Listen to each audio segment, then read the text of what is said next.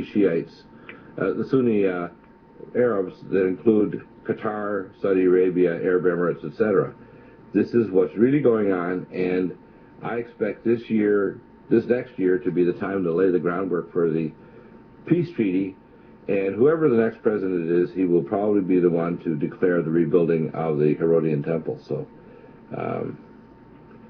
scary stuff, but it's happening. Sorry, I wish the movie would be delayed a few decades or centuries, but it's not going to. I think it's going to happen soon. Any comments, Ann or Christina? Well, our government's certainly preparing for something, and there was legislation that needs to be updated, proposed in Congress September the 26th. I believe it's HB 6566. FEMA wants to update its preparedness plans for a mass fatality event.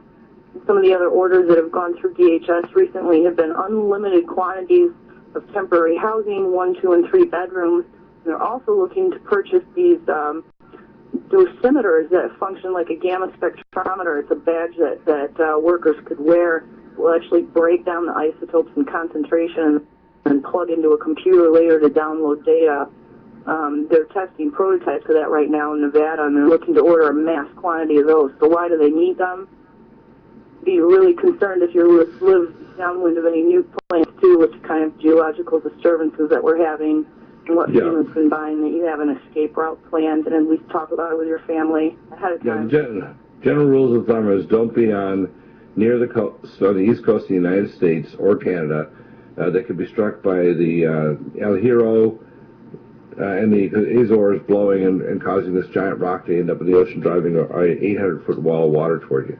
Number 2, don't be downwind of a nuclear plant. Don't be near a fault line.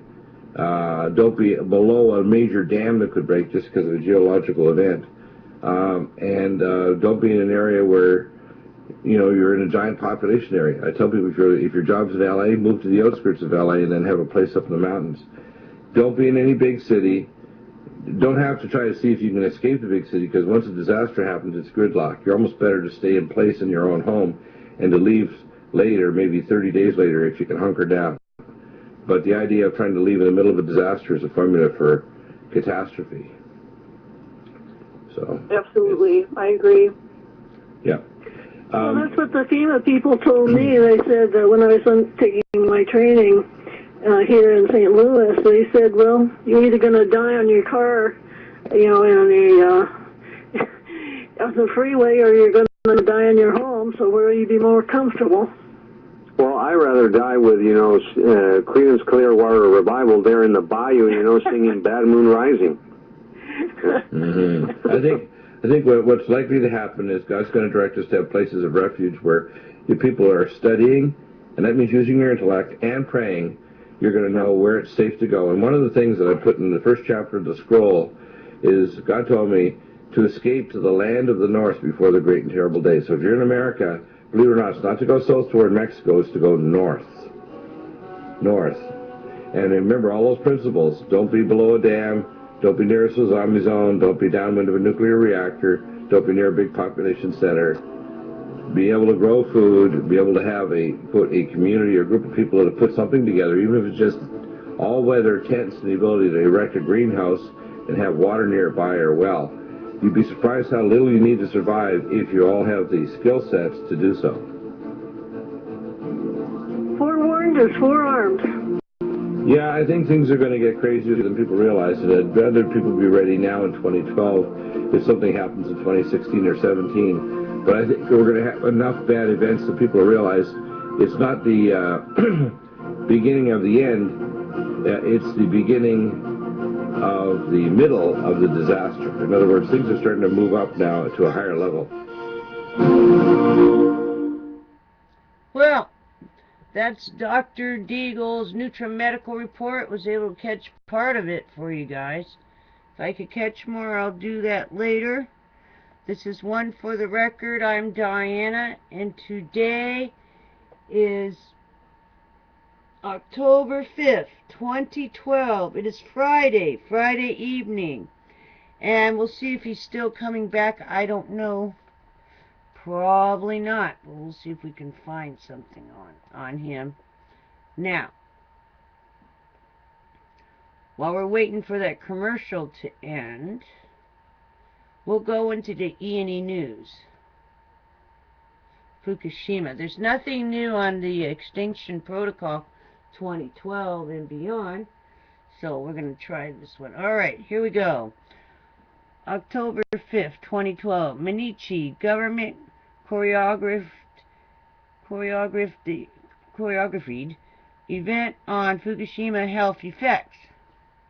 Also, Fukushima newspaper editor, we don't report on health risks from radiation. People might worry.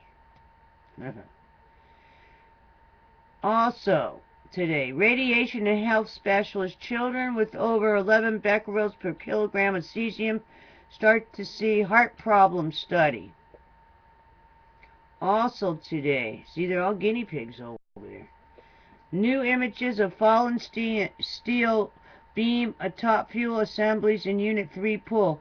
Handles covered in debris barely visible.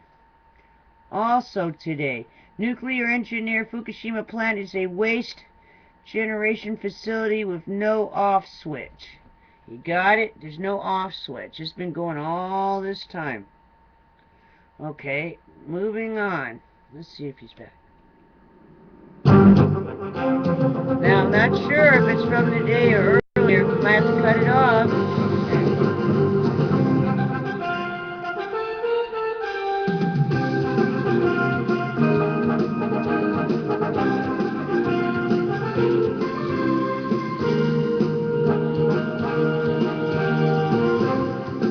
Welcome to the Friday firing line. That is, believe it or not, it's hard to believe, October 5th, 2012. And Michelle, I'm sure that we have lots of interesting things to talk about today. Hopefully you've solved a lot of problems for people to get well again, and maybe answer some other questions. Oh, I like to entertain. Tell jokes and entertain. Your job is making them better. We're going to entertain yourselves, make yourselves happy. How's that?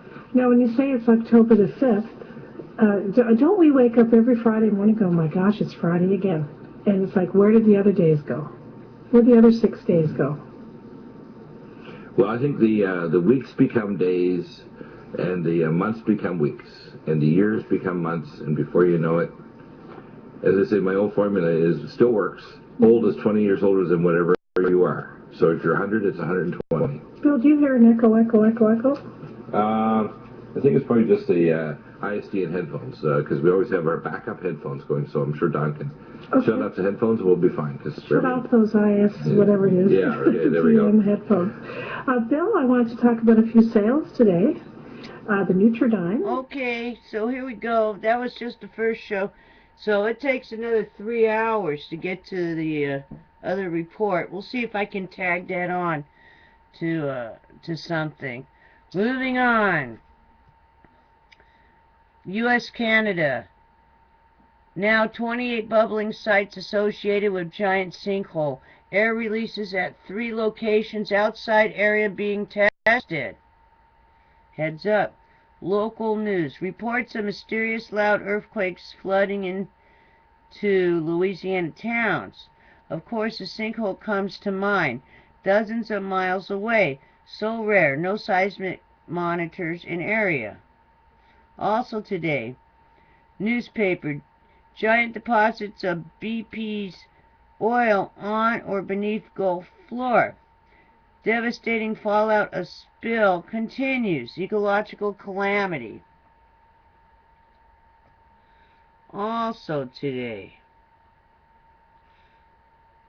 boat seen, no, this is yesterday, boat seen outside boundary of giant sinkhole. Alrighty then. Let's check the watchers real quick. And then I'll see if I can surf into his NutriMedical report. We'll see if we can find it. Instead of waiting the 3 hours. Let's see what we got here. We'll go into the watchers. Let's see if there's anything new there.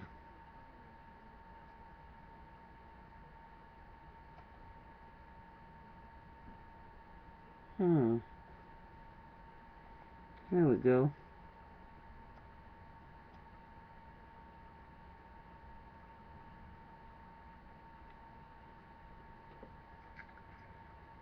Let's see.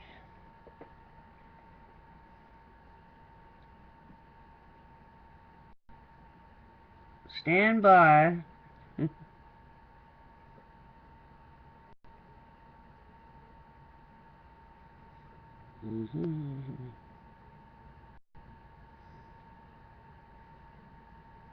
Well, it's still getting ready to transfer over there. There we go. Here we go.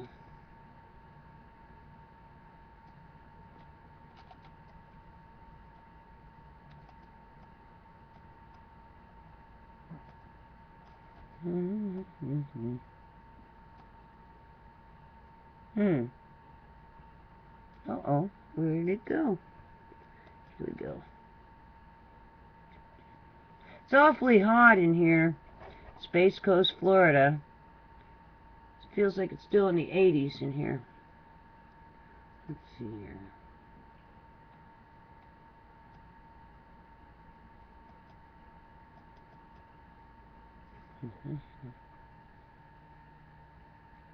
Underwater forest off the coast of Alabama.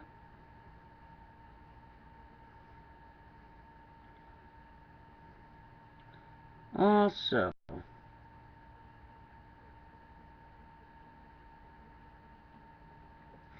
let's see if we can get to it. Not good. It's like it's frozen.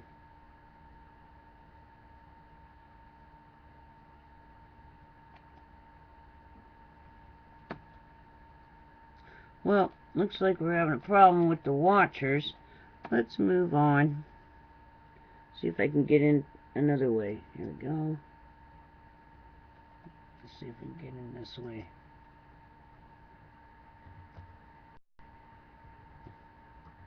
Always good to use two browsers.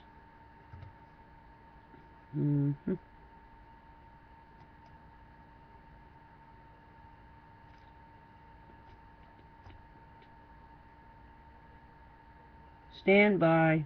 Must be a lot of people on the internet tonight or something.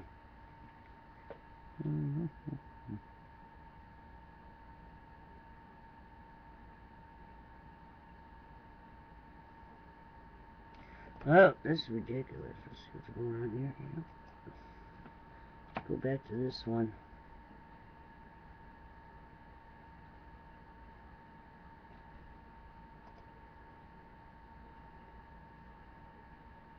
I'm almost ready to start over at the rate this is going. Let's see here. Yeah, what's going on?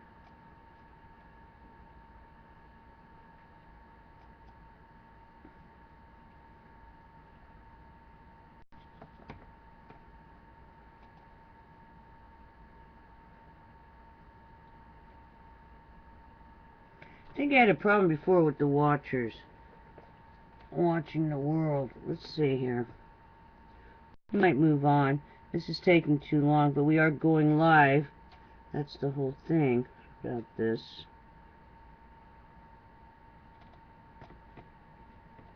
Well, we'll probably find something good. Here we go. Finally. Swift satellite discovers rare X-ray nova and a black hole. NSF issues grant worth $12 million for research on ocean acidification. Dioxins causing generations of damage. Tropical storm Oscar formed in the eastern Atlantic Ocean. Dust blowing off Antonia towards Cape Verde Islands. Spitzer improves measurement of universe's expansion rate. Okay, there you go. I guess it was worth waiting for. Let's see if we can find a NUTRIMEDICAL report here. Let's get rid of this. Let's see it here. We'll get rid of this watchers. Takes too long. Let's see if we can go somewhere else and find. Okay. Maybe we're gonna get rid of Maxilla Foxfire. Oh yes.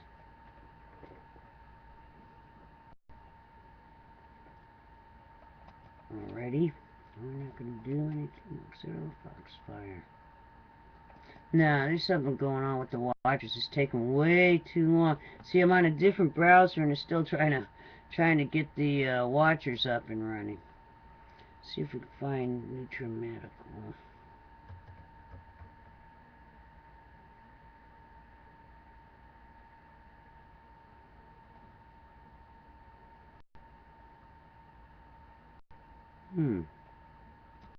Here we go. This might be him on YouTube. Let's see if we can find today's.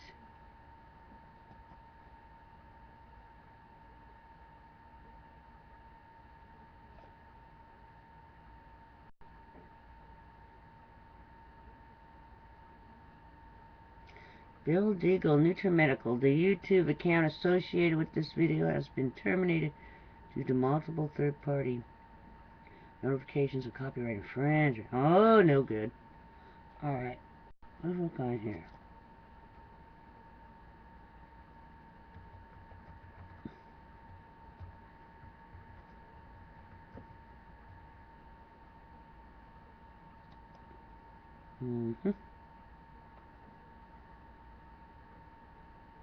I can't see Dr. Deagle getting upset about saying whatever he's talking about. That's not like him.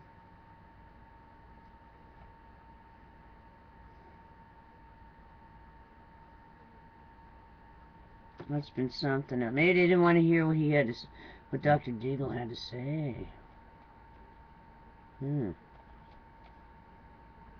Okay, what's today? October 10. 5.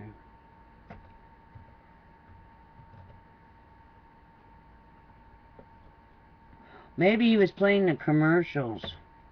I don't think you're supposed to play the commercials. Let's see if we can find it again. Let's see what we got here. I mean, it's all over the internet. Someone must have been doing something wrong.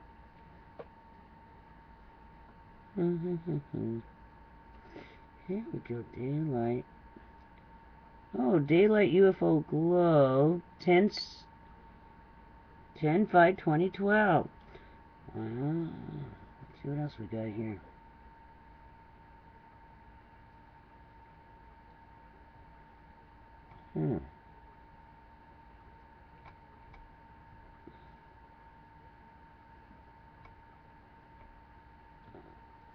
Maybe no one caught Dr. Deagle in on the radio. Nope, what you heard it here. Off of YouTube first. Let's see here. Dr.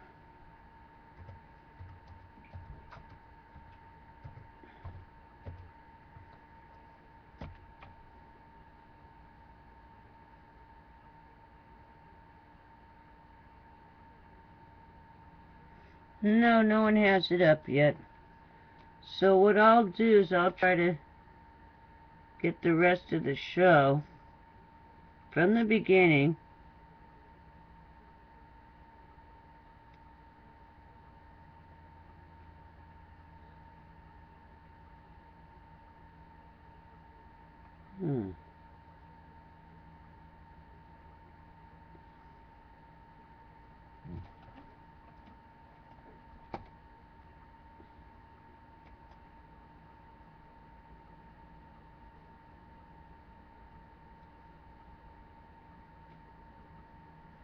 Okay, let's do it a different way. Let's do it the European way.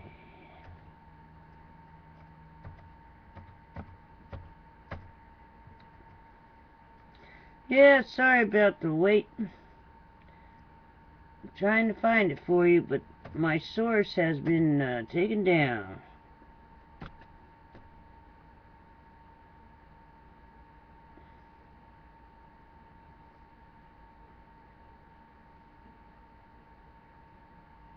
Here we go. And we got it. And it was just put up here. Let me see if I can get it up here. Come on. Okay, stay with me. Here we go. This guy got it. I'm gonna have to save him now.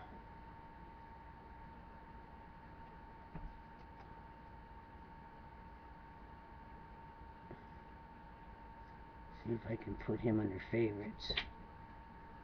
Fly.com. Let me turn the other one off. Get rid of this GCN. Here we go. Hooray! Stand by. Welcome back to the NUTRIMEDICAL Report with our special panel for preparedness, civil defense, and earth changes. At the top of the hour, we have John Moore and Ann Morrison. John, tell us the latest of what's going on, and one of the top reports you're putting on your program over on Republic Radio, 7 to 9 a.m. Central Time. Right. Well, Dr. Bill, thank you for having me, as always. Well, we continue to get confirmation about the threats being posed by the powers that be over the next several weeks. Turn off this GPS, it's talking to me here. Continue to have the concerns that we've been expressing about what might happen between now and possibly the first week after the election.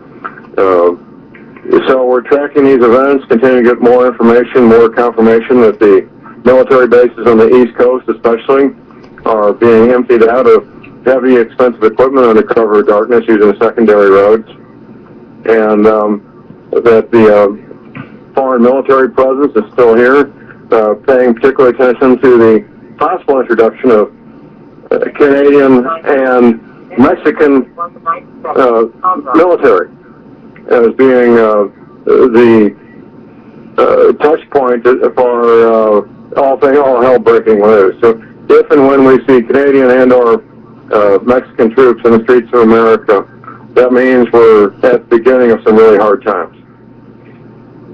Yeah, in other words, one of the things that appears, you always try to read between the lines, is the disinterest of Obama. It's like he wasn't even there at the debate. It suggests to me either he has an inside track on something going to happen, so it's irrelevant that he lost dramatically the debate with Romney, or that he knows something is going down that he makes it irrelevant.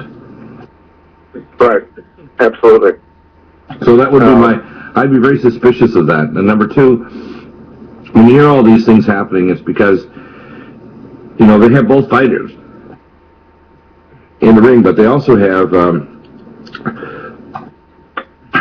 multiple what they call fluid plans. In other words, their plans are fluid based on everything from space weather to geopolitical to financial issues. This latest thing going on between Syria and Turkey suggests that the NATO powers that met last week have decided to say, Turkey, go crazy. Shell the heck out of them. Let's see how far you can push them before you actually get a response, and then we'll declare a no-fly zone, and then we'll see if Russia will really back them or not, or they'll back off. Exactly. I think they're pushing the envelope. A plan C and a plan D, and you're right. They're very fluid and have all the resources in the world to accomplish their goals, and multiple ways to accomplish those goals. Using those resources and killing as many thousands of people as necessary. And remember now that ultimately they need the dialectic of enough conflict, because ultimately their goal is, let's print enough money, let's create enough dialectic of chaos, we can communize the world, which means a small, tiny, super elite. Everybody else is in what we call a classless, lower, propertyless, lower class, the proletariat. And that's what their goal is. So you remember, the goal of Obama, who called Red Diaper Baby, is communism. We're not talking about social responsibility and true capitalism, which we don't have now. We have corporatism, where corporations run everything rather than capitalism. True capitalism is, if I have a good idea, I can easily get credit, like in early America. I can take that idea and expand it and hire other people to help make that product or service, and then I can expand it to become a medium and larger business and hire more people. That's how the economy grows. The government really creating more dependent people and printing money is not an economy. No, not at all. That is not a business model. That is a road to dysfunction and destruction is all that is. Yeah, it's a road to, it's like, I remember a comment made years ago by a Russian that says, you know, when we got communism we thought we'd have full bellies, but we all looked around at each other as who is going to feed the belly. Exactly. Now, who's going to grow the food? Who's going to transport the food? Who's going to process it? The same way in industry. And the only areas where Russia prospered is where they had a military-style process for building biological weapons, the military, or other things, where there's a top-down chain of command like in the military, and all they did was they would create weapons of destruction. It wasn't an actual productive economy. Innovation just doesn't happen except if it's innovation to create weapons of death. Right. So they could barely make toilet tissue that people they're using or shoes that would fit. They could barely do those two things.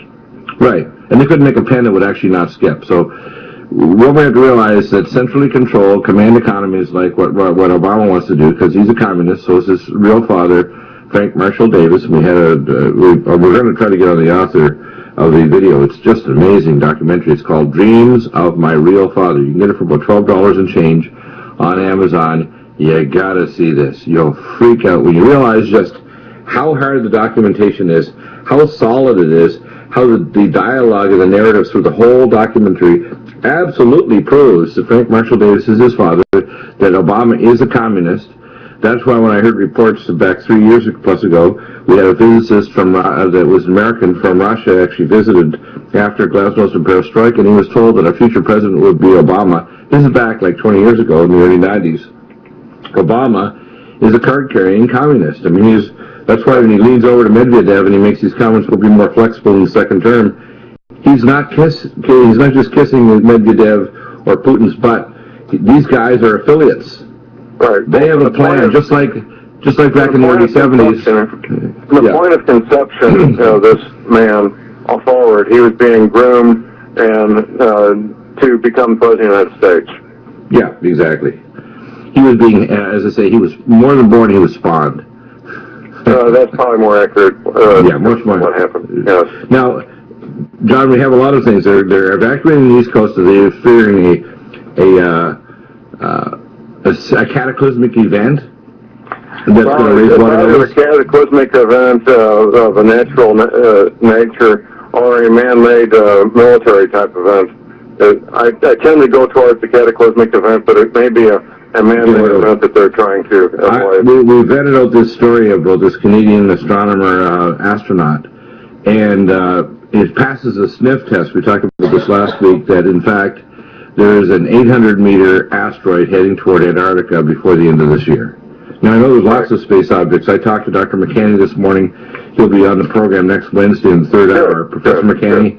And he's the expert in probably more than anybody else in the plasma universe. These comets and asteroids are highly charged objects. They have electromagnetic as well as plasma effects on stars and planets. If they're large enough, they have gravitonic effects. We're likely to see major discharges of plasma across the interstellar space if a large nearest object passes by, gravitational effects on earthquakes and volcanoes, and there's a very high probability that we have more than one object. That's one of the first statements he made. We not only have a large planetoid-like object, supposedly 5 times bigger than Jupiter, out in the Oort cloud, but we also have a returning, I call Nemesis dwarf star, we call the Passover star. One, Dr. Muller's theory about this is that it returns every 26 million years and it's really way out in distant space. I don't buy that. If you actually look at the geological another record, whatever the object is, it returns every 3,600 and change years, 12 to 15 years, and that object causes continental drift, supervolcanoes, earthquakes, and all kinds of things to happen.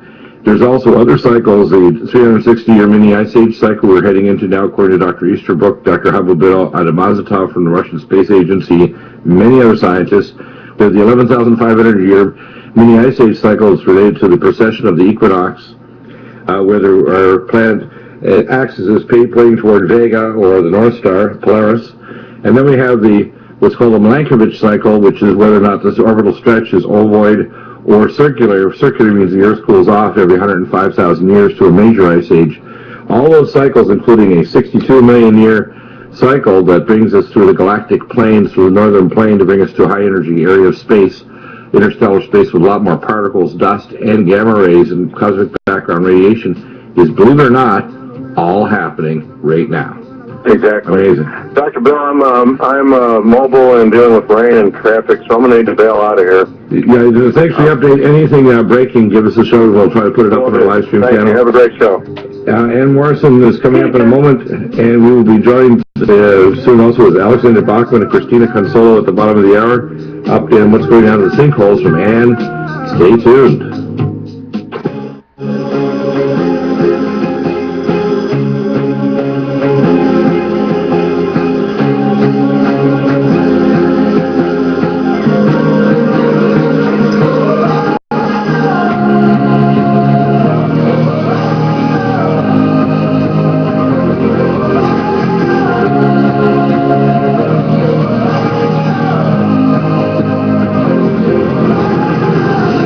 and we are joined by Ann Morrison and Alexander Bachman. And let's talk about this sinkhole down in Louisiana. We're going to get some more information, too, from Christina Consolo.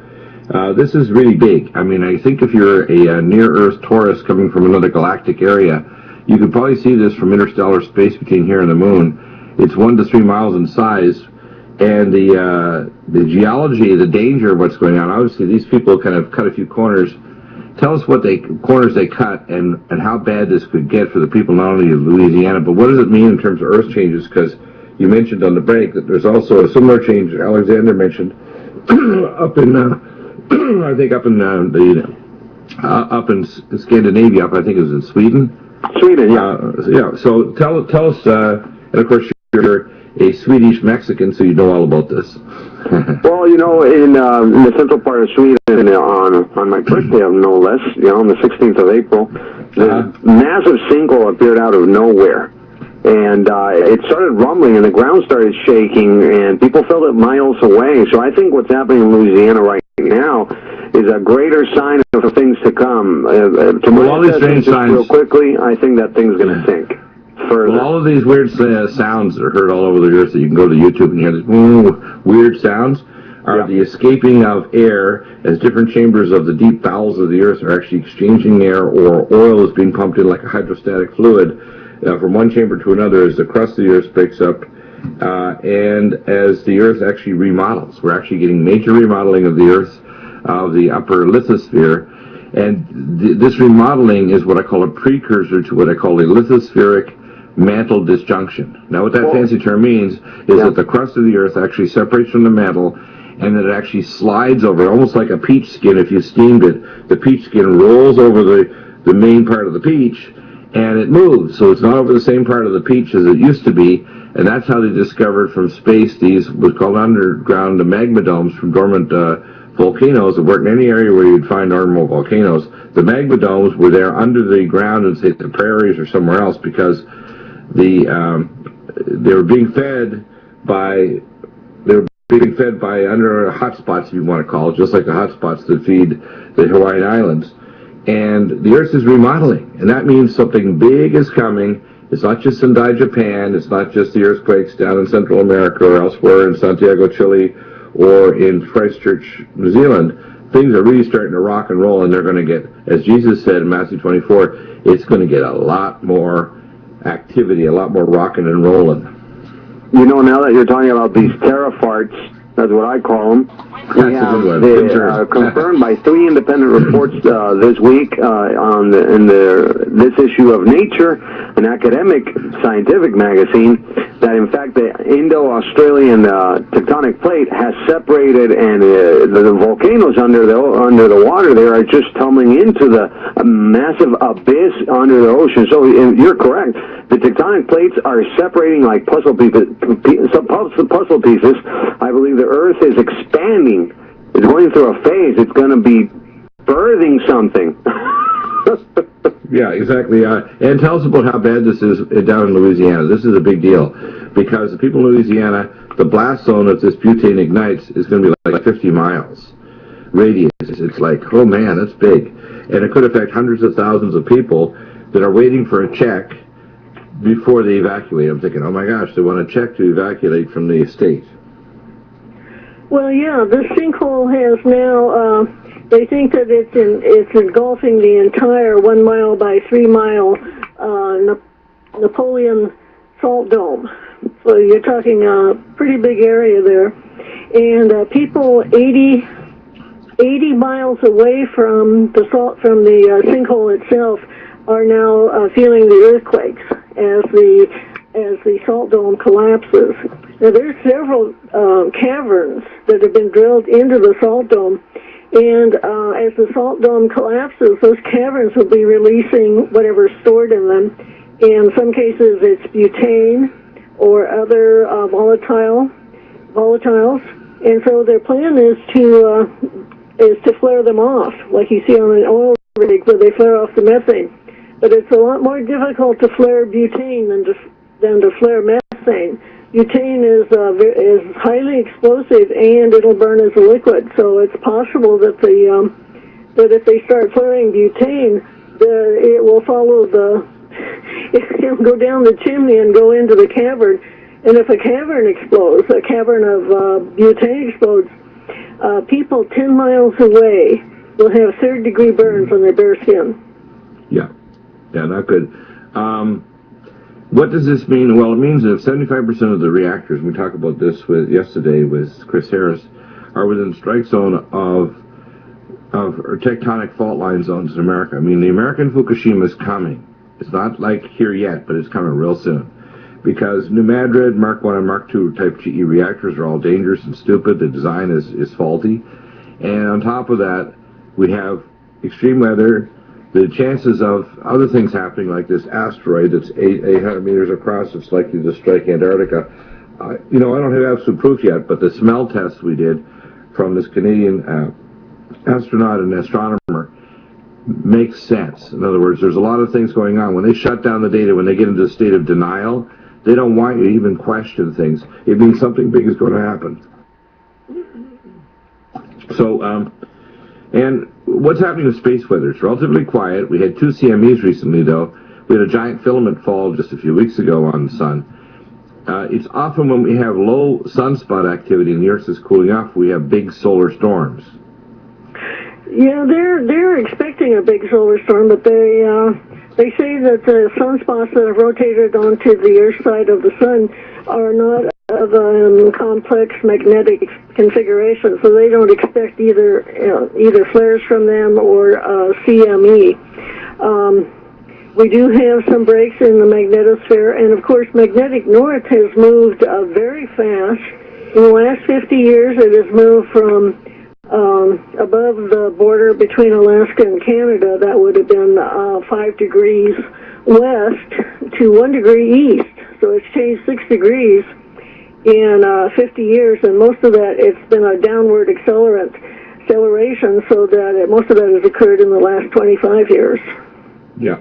Now that indicates that the torus, which we think that the nickel iron core is, because that's how you get a magnetic field, is that you wrap wire around a donut-shaped metal object, and you wrap wire around it, and then you run current through the wire, and you get a magnetic field. And we think that that's how the Earth's magnetosphere is formed, is that we have this torus in the core of the Earth, and because the magnetic North Pole is shifting, and it's shifting geologically, it's running. I mean, it's going faster than anybody ever thought it would, and that means that the core of the Earth is turning. It's shifting too, and when it shifts, then the mantle shifts, and when the mantle shifts, then we get these crustal deformations, such as what Alexander Bachman was talking about over south in Sumatra, where there's actually a new tectonic plate being made. Yeah, that's a big deal.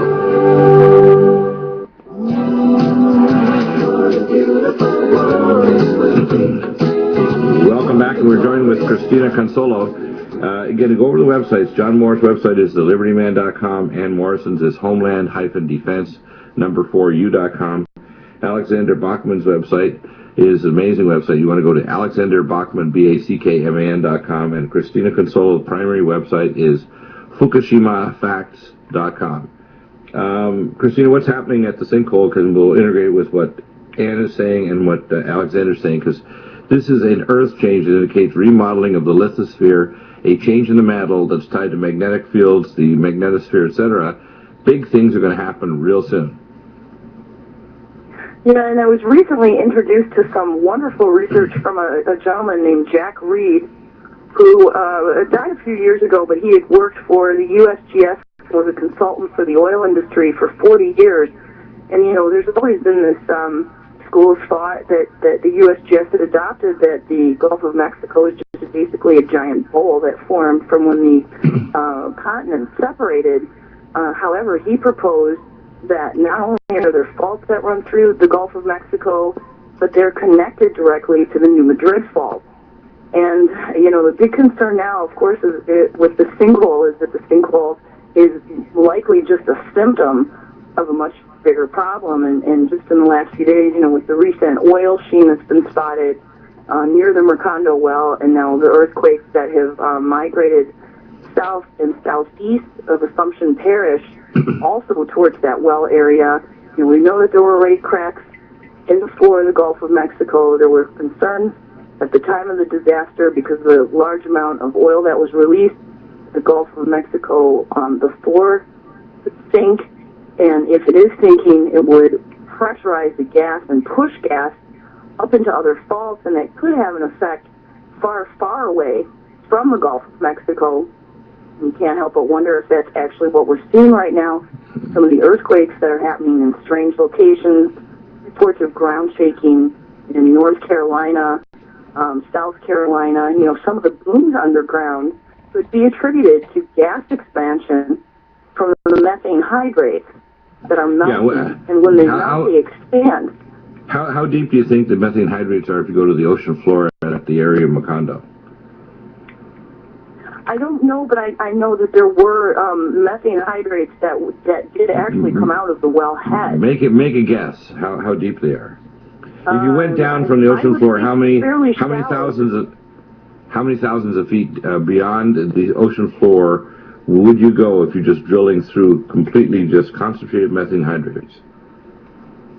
Well, in most parts of the world, all the gas reserves are hundreds of 100 or more feet below the ground, but in our area of the country, in the eastern portion and mid-Atlantic states, the gas is only about 50 feet underground.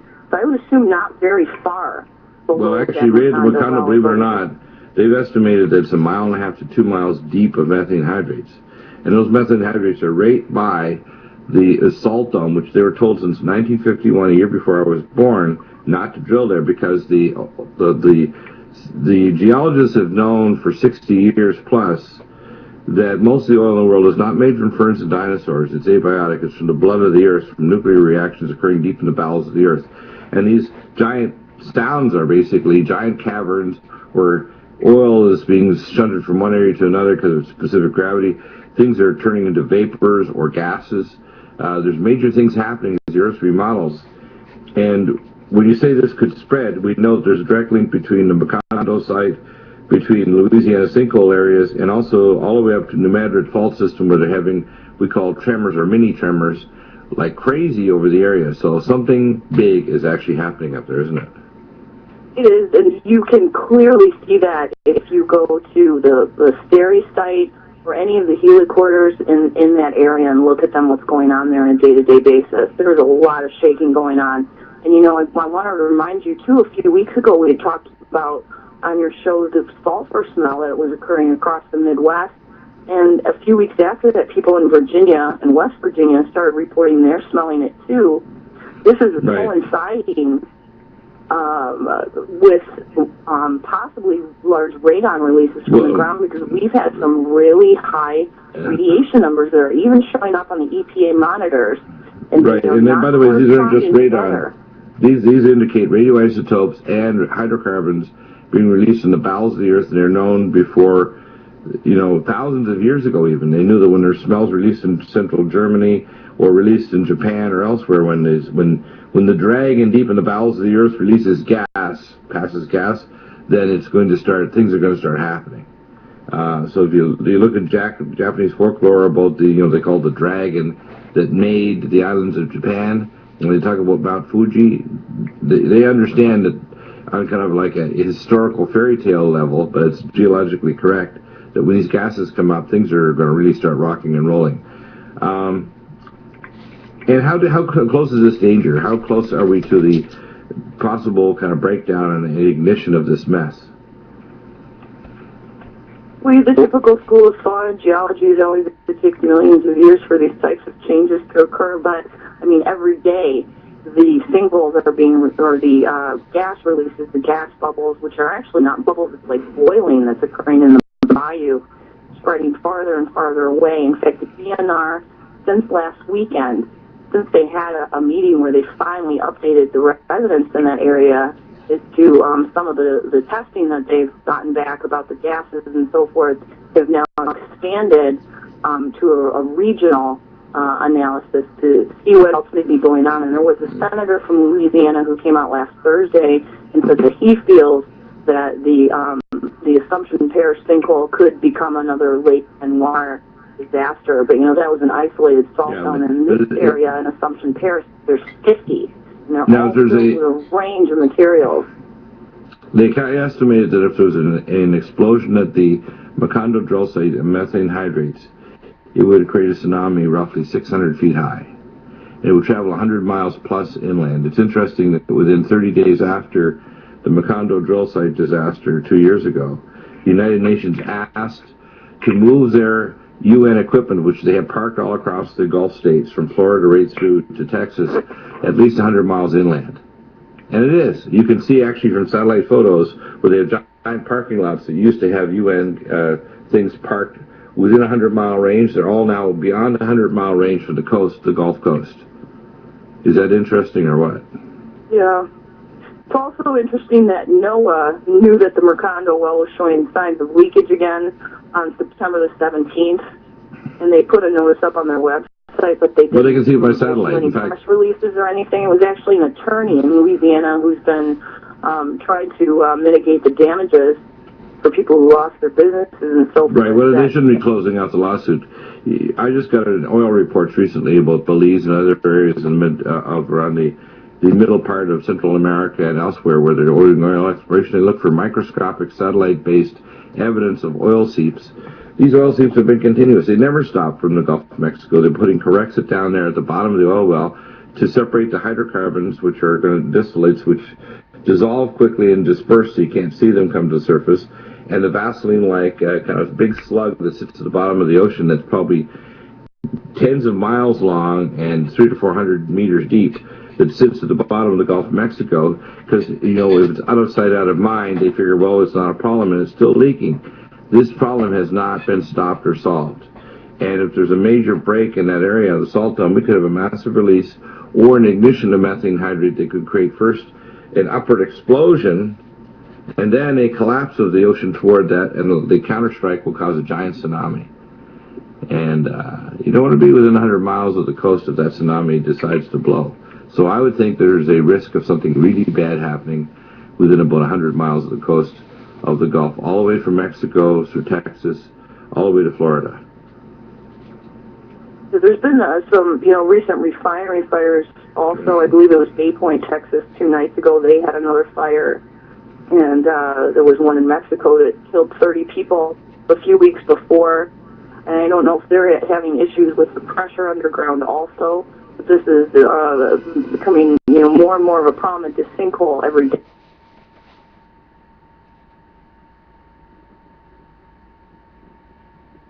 Oh. Let me go check it out. Yesterday they reported 1,000 psi coming out of that cavern, and these numbers are really high, and it shouldn't be anywhere near that, especially considering the salt dome is compromised. Yeah, exactly. Let's kind of do a summary when we come back with our panel. Members, John Moore's already gone, Ann Morrison, Alexander Bachman, Christina Consolo, back in just a moment.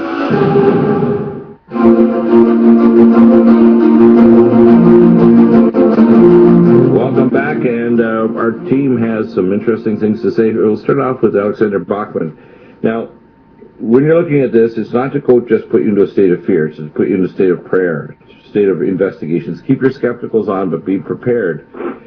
Be prepared with food, water, some protection. Be prepared to help your neighbors who haven't been preparing. Be prepared to witness even if you get a little spittle on you. Be prepared to actually kind of check out the facts. The fact is, we're probably going to have an increasing conflict in the Middle East. That's already a fait accompli. We're probably going to have, as we say, they say Greece and Spain are going to run out of money by November. That's next month. We're probably going to have an explosion of the salt dome, which means we're going to have fires in the lower states.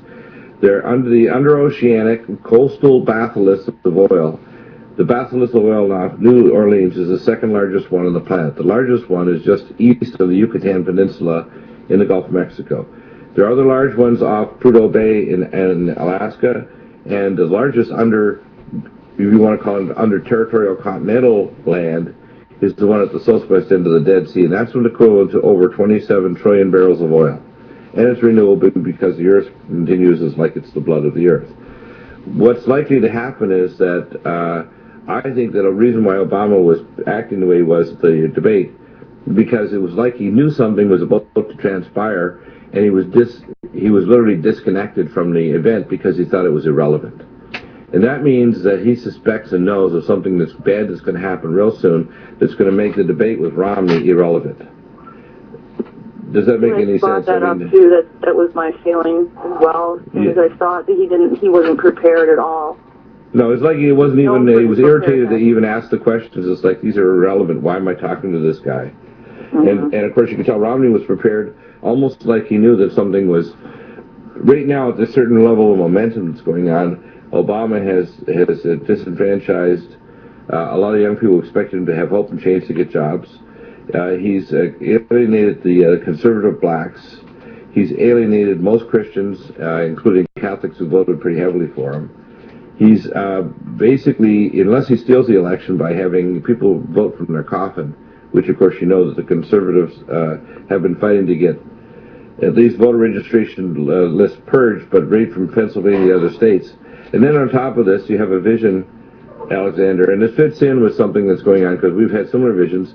These shelling out Syria by Turkey, the next step I expect is a no-fly zone, and I think that we're marching step by step by step toward a major conflict in the Middle East that's going to choke off the oil. Gold jumped $30 yesterday. It's going to soon hit over $1,800. I think once it crosses what I call the gold Rubicon of $2,000, the sky is the limit. This is going to take off like a rocket. And they want to destroy the dollar. They want to destroy the middle class. And, of course, Obama doesn't care about the middle class. He wants to get rid of all classes. He wants the elite, and he wants the proletariat, which are basically starving masses of people without private property. That all your money is in their electronic system, and central control, central planning is the only way to do things. Communism deals qualitatively from what I call responsible socialism, which they had in ancient Israel. So, Alexander, tell us about your vision. And then Christina and Ann just jump in, because I think that the earth changes are going to speed up and people are not prepared as we're heading toward Thanksgiving next month and Christmas. People are not ready for whatever's coming, because I think it's going to get a lot different than what they expect. All right. I was middle of the day sending an email, and suddenly, I started praying, and I had this open-eyed vision. I don't like these visions because they're vivid. It's like you're bilocating to the place where it's happening. And I'm flying. The Lord is behind me. Angels beside me. I'm flying over the Mississippi River, but everything instead of water is orange. It's on fire. There's billowing smoke pillars coming out of the river. There's fire everywhere. All the cities along the Mississippi River, from the Gulf upwards, we were going northward, were on fire. The smoke was so tremendous. We went through this black thick smoke. We went over the cities. The cities were all on fire. We landed, or we went down on a city, a specific city. There were buildings on the main boulevard of the city. People were walking just in shock with their arms up, with their eyes in shock and awe of what had happened. I remember clearly babies crying inside the apartment buildings and nobody attending them. And this was incredible. I mean, just the scenario was just pure horror, because nobody knew what had just happened. But everything, the whole sky was red. It was about 6 p.m., but everything was on fire. The sky literally was on fire. And that doesn't include, the nuke going off in Houston that I also saw on another occasion. But just know that things are coming this way, and just pray and trust the Lord and just prepare. Right, but there's embedded Hezbollah and Iranian special Quds forces here in North America and in the West already, that they're holding back. Syria and Iran are holding back. They're not even responding when they're shelling up to 10 kilometers inside Syrian territory.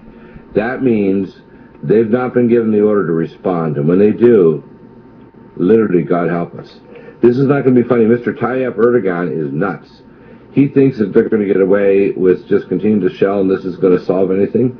And if they try to put a no-fly zone over Syria, that's when things are going to start rocking and rolling. The no-fly zone will be the kicker that'll probably close the Strait of Hormuz, because they know that they have to take out Syria to remove Iran and to make sure the Kurds don't develop a new Kurdish oil empire, which will mean a new shift of power away from the Sunni Shiites, the Sunni Arabs that include Qatar, Saudi Arabia, Arab Emirates, etc. This is what's really going on, and I expect this next year, to be the time to lay the groundwork for the peace treaty. And whoever the next president is, he will probably be the one to declare the rebuilding of the Herodian temple. So, scary stuff, but it's happening. Sorry, I wish the movie would be delayed a few decades or centuries, but it's not going to. I think it's going to happen soon. Any comments, Ann or Christina? Well, our government's certainly preparing for something, and there was legislation that needs to be updated, proposed in Congress September the 26th. I believe it's HB 6566. FEMA wants to update its preparedness plans for a mass fatality event. And some of the other orders that have gone through DHS recently have been unlimited quantities of temporary housing, 1, 2, and 3 bedrooms. And they're also looking to purchase these dosimeters that function like a gamma spectrometer. It's a badge that workers could wear. Will actually break down the isotopes and concentration and then plug into a computer later to download data. They're testing prototypes of that right now in Nevada, and they're looking to order a mass quantity of those. So why do they need them? Be really concerned if you live downwind of any nuke plants too, which kind of geological disturbances that we're having, and what FEMA's been buying, that you have an escape route planned, and at least talk about it with your family ahead of time. The general rules of thumb is don't be near the coast, on the east coast of the United States or Canada, that could be struck by the El Hierro and the Azores blowing and causing this giant rock to end up in the ocean, driving an 800-foot wall of water toward you. Number 2, don't be downwind of a nuclear plant. Don't be near a fault line. Don't be below a major dam that could break just because of a geological event. And don't be in an area where you're in a giant population area. I tell people, if your job's in LA, move to the outskirts of LA and then have a place up in the mountains. Don't be in any big city.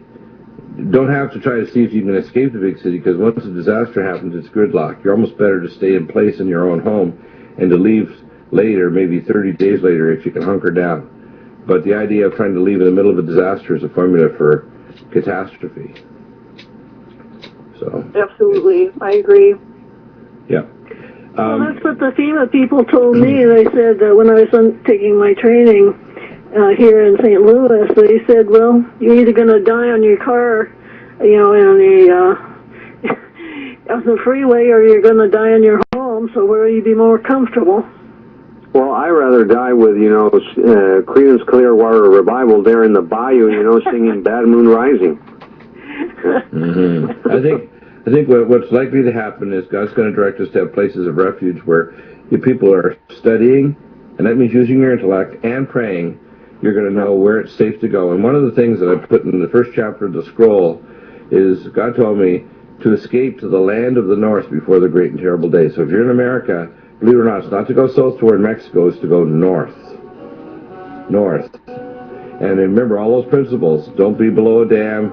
Don't be near a tsunami zone. Don't be downwind of a nuclear reactor. Don't be near a big population center. Be able to grow food. Be able to have a community or group of people that have put something together, even if it's just all-weather tents and the ability to erect a greenhouse and have water nearby or well. You'd be surprised how little you need to survive if you all have the skill sets to do so.